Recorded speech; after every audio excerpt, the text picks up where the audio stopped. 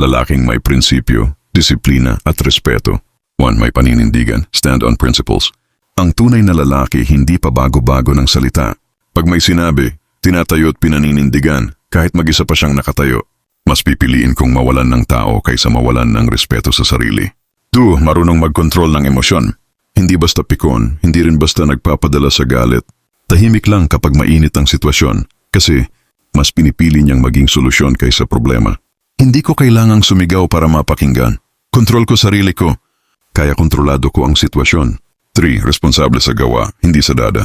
Hindi siya puro salita. Kung anong sinabi niya, ginagawa niya. Hindi siya naghahanap ng palusot, kundi paraan.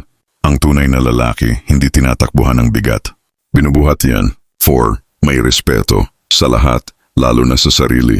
Hindi siya umaapak ng tao para umangat. At hindi siya nagpapababa ng sarili para lang tanggapin ng iba. May level, may klaseng dala kahit tahimik lang. Alam ko halaga ko, kaya alam ko rin kung sino lang ang dapat kong kausapin. 5. May direksyon sa buhay. Hindi man perpekto pero may direksyon. Hindi siya ligaw. Alam niya ang gusto niya at tahimik niyang binubuo yon step by step. Hindi ko kailangang ipaliwanag ang landas ko, basta't sigurado akong hindi ako paikot-ikot. Thank you for watching and follow for more.